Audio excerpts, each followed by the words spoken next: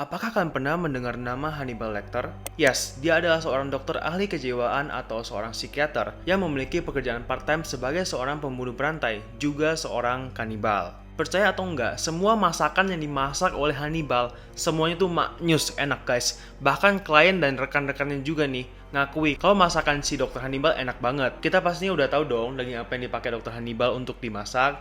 Ya apalagi kalau bukan daging manusia. Buset, nih orang tua gila banget ya. Hannibal Lecter memiliki TV seriesnya di tahun 2013 dengan judul Hannibal. Tapi yang bakal kita bahas kali ini bukan yang itu, melainkan salah satu film lawas tentang Hannibal juga yang berjudul The Silence of the Lambs tahun 1991 yang bercerita tentang Clarice Starling, seorang siswi top Akademi FBI yang ditugaskan oleh atasannya untuk mewawancarai Dr. Hannibal Lecter, seorang psikiater jenius yang ditahan seumur hidup akibat tindak pembunuhan dan juga aksi kanibalismenya. Tujuan wawancara dari si Clarice ini adalah untuk meminta bantuan Hannibal mencari salah satu psikopat yang sedang trending pada masa itu, bernama Buffalo Bill. Karena pada momen itu FBI dan semua keamanan kota tuh udah nggak sanggup lagi, nggak tahu caranya untuk menangkap si psikopat Buffalo Bill ini. Dan menurut salah satu petinggi FBI, nggak ada satupun di sana itu yang kompeten untuk menangkap si Buffalo Bill. Nah untuk itu juga mereka membutuhkan bantuan salah satu orang cukup kompeten lah menurut mereka, yaitu si Dr. Hannibal Lecter itu tadi. Yang mana pada dasarnya Hannibal memiliki pemikiran jenius, dan lagi pula dia kan juga seorang psikopat ya. Pasti dia juga tahu dong cara pola pikir psikopat tuh gimana. Nah untuk itu pula si Starling tadi dikirim ke penjara dengan tujuan untuk merayu Dr. Hannibal, berbagi informasi kepadanya. Tapi yang bakal kita bahas kali ini bukan si Hannibalnya, itu lain kali aja guys ya, melainkan tokoh utama antagonis di film ini. Kan ini juga lah maka filmnya jadi guys, yaitu si penjahat utamanya, Buffalo Bill, yang digambarkan sebagai seorang pria berumur sekitaran 35 tahun dengan tinggi sekitar 178 cm, berbadan kekar dengan rambut pirang dan merupakan seorang waria. Ya sudah bisa ketebak ya untuk karakter-karakter psikopat seperti ini pastinya ada berhubungan dengan masa lalu mereka yang tidak mengenakan. Pokoknya target utama si Bill ini adalah wanita yang dengan porsi badannya agak besar gitu ya, atau bahasa lembutnya gemuk, dengan tujuan ketika nanti Bill udah ngebunuh si wanita tersebut dan juga setelah melakukan esek-esek kepada si korban, Bill akan mengambil dan menguliti tubuh-tubuh korban wanita malang tersebut yang kemudian dengan kemampuan menjahitnya akan disulap menjadi pakaian ataupun setelan, atau bahkan juga kadang digunakan Bill untuk hal-hal aneh seperti kayak topeng, dada palsu yang kemudian dipakainya, wig dengan rambut perempuan juga, dan pokoknya hal aneh seperti itu. Seperti namanya Buffalo Bill, ia terinspirasi dari seorang tokoh cowboy yang bernama Buffalo Bill Cody, yang dimana si cowboy Cody ini suka membuat mantel dari kulit kerbau yang diburunya. Sedangkan Buffalo Bill yang kita kenal ini melakukan hal serupa kepada manusia sebagai coping mekanismenya untuk memuaskan hasrat dan depresinya setelah gagal atau tidak diizinkan untuk melakukan operasi pergantian kelamin dari 3 rumah sakit berbeda. Dokter tak memberikan izin kepada Bill dikarenakan kondisi mentalnya yang tidak stabil. Nah untuk cara si Bill ini melakukan aksi kejahatannya adalah dengan memancing korbannya masuk ke dalam mobil, dan di dalam mobil itulah dia akan melancarkan aksi kejahatannya. Kemudian setelah ia puas melakukan aksi kejahatannya, Bill bakal membawa mayat-mayat si perempuan ke tepian sungai dan dihanyutkannya begitu saja beserta kepompong yang kemudian dimasukkan Bill ke dalam mulut si korban perempuannya. Jadi maksud dari kepompong yang dimasukkan Bill ke dalam mulut perempuan adalah bentuk dari simbolisme dari bentuk protes Bill yang ingin menjadi seorang perempuan seutuhnya. Ya begitulah karakter si Buffalo Bill tersebut. Tapi kalian tahu gak sih kalau sebenarnya karakter fiksi si Bill dalam film The Silence of the Lambs ini terinspirasi dari serial killers yang terkenal di dunia nyata. Dan memang dari sumber yang gue dapatkan mengatakan kalau Buffalo Bill terinspirasi dari beberapa karakter pembunuh berantai. Seperti yang pertama akan kita bahas adalah Ted Bundy.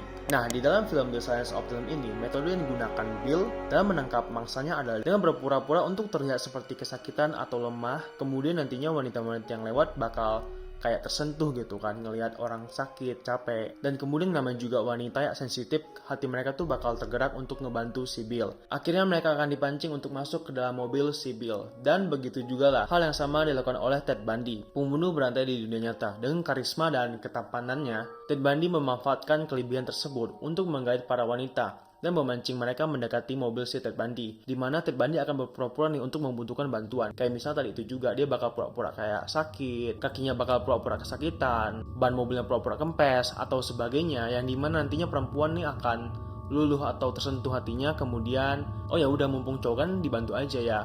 Kita juga laki-laki kalau lihat cewek cakep juga kita bantu gitu kan. Itu hal manusiawi lah pokoknya. Tapi yang nggak manusiawi adalah kelakuan dari Ted Bundy sendiri, yang dimana pada akhirnya semua korban akan selalu berakhir dengan kematian. Nah kemudian setelah semua serangkaian panjang aksi yang dilakukan oleh Ted Bundy dari tahun 1974 hingga 1978 dengan perkiraan sekitar 30-an korban. Ted Bundy akhirnya berhasil ditangkap dan dieksekusi mati di usianya yang ke-42 pada tahun 1978. Dan kebetulan beberapa bulan setelahnya barulah film ini dimulai produksi. Kita masuk ke serial killer kedua yang menginspirasi karakter Buffalo Bill yang bernama Gary M. Hednick ya itu pokoknya. Nah, kalau dalam filmnya kita bisa melihat ke bagaimana Bill membawa si putri senator US, sorry spoiler buat yang belum nonton, gadis remaja itu diculik dan dibawa oleh Bill ke dalam ruang bawah tanahnya. Bill memberikannya siksaan secara fisik, di mana ia mengenakan pakaian dari kulit manusia untuk meneror korbannya tersebut. Sedangkan metode yang digunakan oleh Nick, pria psikopat dari tahun 80-an ini juga serupa guys, mirip lah pokoknya. Yang dimana dia akan memikat korbannya, kemudian diculik, yang dibawa masuk ke dalam tempat rahasia di dalam rumahnya dan dimasukkan lagi ke dalam lubang, yang mana pada akhirnya mereka akan menjadi budak seksnya Nick. Mereka juga diminta untuk menyiksa satu sama lain guys, yang dimana Nick nantinya bakal nontonin mereka. Agak sakit gitu ya. Nah kemudian yang paling parah nih ya, Nick itu menggiling, ya benar-benar digiling kayak daging gitu, salah satu korbannya, dan kemudian tahanan lainnya itu dipaksa Nick untuk makan daging hasil gilingan Nick tersebut. Itu kan brutal ya. Namun guys, uniknya ini, kalau di hari Minggu, Nick ternyata berprofesi sebagai seorang pendeta di sebuah gereja dan membawakan Injil kepada jemaatnya. Wah, sakit sih ini orang. Yang dimana kalau mereka mau tahu, sebenarnya itu intinya tepat di bawah kaki mereka, itu tuh sebenarnya ada lubang yang mana merupakan tempat rahasia Nick, tempat ia menyiksa korban-korbannya, yang dimana mereka sudah pasrah untuk menunggu giliran akan dibunuh oleh Nick. Katanya sih sewaktu Nick masih kecil dulu tuh pernah jatuh dari pohon, menyebabkan tenggorokannya pecah dan cacat. Kemudian kejadian inilah yang katanya diduga-duga sebagai awal atau titik perubahan karakter perilaku Nick yang menyimpang tersebut. Serial killer ketiga yang menjadi salah satu inspirasi pembentukan karakter Buffalo Bill adalah Ed Gein. Meskipun tokoh fiksi karakter Buffalo Bill merupakan campuran dari beberapa serial killer, tapi modus kejahatan yang digunakan oleh si Buffalo Bill terinspirasi dari tokoh Ed Gein di dunia nyata. Merupakan salah satu psikopat penjahat paling ikonik dan paling brutal di dunia. Kalau menurut aku sih seperti itu guys ya. Kenapa tuh Bert? Ya karena si Gen ini selalu menyimpan salah satu bagian tubuh dari si korban ini, kayak misalnya tangan, kaki, bola mata, atau yang lainnya, sebagai bentuk penghargaan kepada dirinya sendiri kalau dia tuh berhasil membunuh korbannya. Jadi kayak trofi gitu bagi si Ed Gein ini. Dan si Gen itu nggak cuma nyimpan gitu aja guys, nggak semata-mata dipotong dan disimpan gitu aja, tapi dia memiliki kreativitasnya sendiri, agak gimana gitu ya. Nah, yang dimana tubuh-tubuh si korban itu bakal diubahnya menjadi sebuah aksesoris rumahan atau dekorasi rumahan gitu guys. Kayak misalnya tubuh korban yang dikuliti dia tuh bakal diubah menjadi mantel atau hoodie. Terus muka korbannya bakal diubah jadi topeng untuk dia main topengan. Dan juga rambut korbannya bakal dibuat jadi wig sama dia. Udah mirip banget kan dengan karakter si Buffalo Bill di film ini. Terus yang paling gila yang paling gak masuk akal ini kalau menurut aku, si Ed Gein tadi itu, tengkorak korbannya ya diubah sama dia loh, jadi mangkok sup untuk dimakan gitu. Tulang-tulang korbannya juga diubahnya jadi kayak sendok sup untuk makan, terus jadi dekorasi rumah. Jadi tempelan-tempelan rumahnya tuh rata-rata dari tubuh manusia gitu guys. Kayak rumahnya tuh udah full of human bodies. Ya gimana ya, ya lu bayangin dah pokoknya, lu bertamu nih kan ke rumah teman rumah gue dah. Wah gelasnya keren banget ya, itu dari kepala anak bayi, itu kan kayak gitu ya.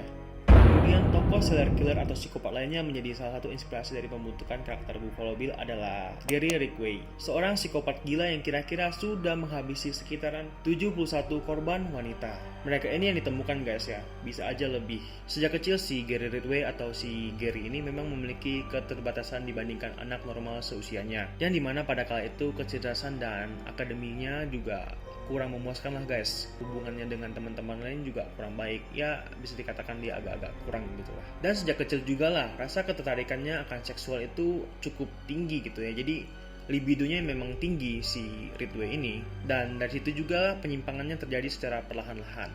Untuk prosesnya aku nggak perlu ceritakan, yang pokoknya intinya setelah si Gary Ridgway mendapatkan lalu udah diperkosa korbannya, kemudian dibunuh oleh dia bakal membuang mayat mereka di sekitaran sungai yang bernama Grand River. Yang sakitnya atau gilanya nih ya, kadang tuh dia kalau udah habis ngebuang korbannya dia bakal balik lagi. Ngapain?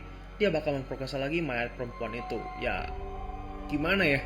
Jadi secara nggak langsung kita juga bisa bilang kalau si Gary Ridgway ini merupakan seorang necrophilia, sebutan untuk orang yang suka berhubungan dengan mayat, yang dimana mayat korbannya pada akhirnya ditemukan dalam keadaan telanjang, ataupun juga ada yang dibuat Ridgway itu pose berenang ataupun pose berdiri. pose megang di pohon dan sebagainya. Pokoknya hal aneh dan menyedihkan seperti itu. Dan dia juga kerap kali memasukkan benda-benda asing tidak jelas ke dalam mulut ataupun bagian lain tubuh si korban. Nah, hal ini juga serupa dengan karakter si Buffalo Bill yang mana dia memasukkan kepompong di dalam mulut korbannya di dalam film The Silence of the Lamb. Yang dimana pada akhirnya orang-orang seperti mereka juga akhirnya ketangkap. Namanya juga kejahatan guys, nggak bakal tertutupi sampai kapanpun. Kebaikan selalu menang. Agak garing ya pembawaan saya rupanya, tapi ya bodo amat lah. Pokoknya seperti ini dapat kita simpulkan setiap sifat-sifat yang dimiliki oleh karakter fiksi si Buffalo Bill ini dugaannya memang terinspirasi dari serial killers di dunia nyata. Seperti metode yang digunakan untuk menarik lawannya berasal dari Ted Bundy, kemudian metode untuk penyekapan atau mengurung korban terinspirasi dari Gary Mednick, kemudian aksi kejam dan brutalnya terinspirasi dari Ed Gein, dan kemudian terakhir metode yang digunakan oleh Bill untuk menandai korbannya kalau ini adalah milik gua adalah teknik dari si Gary Ridgway. So ya, sebenarnya kalau menurutku meskipun si karakter di Buffalo Bill ini kalau kalian nonton filmnya ya, itu tuh sebenarnya cuma ditayangkan beberapa belas menit aja guys, tapi sesungguhnya pembentukan karakter si Buffalo Bill ini cukup detail ya, cukup kompleks gitu, nggak sembarangan. Tiap langkah yang dilakukan itu ada inspirasi di balik karakternya yang seperti itu. So bagaimanakah menurut kalian karakter Buffalo Bill di film ini? Dan ya, bagi kalian yang belum nonton filmnya, silahkan nonton filmnya. Judulnya sekali lagi aku bilang The Silence of the Lambs 1991. Dan oh ya, dan menurut kalian gimana nih tokoh Hannibal Lecter dalam film ini guys? Kalian boleh tulis komen di bawah kalau kalian suka videonya. Thank you, makasih. Dan buat kalian yang gak suka, aku bodo amat. So ya, bye.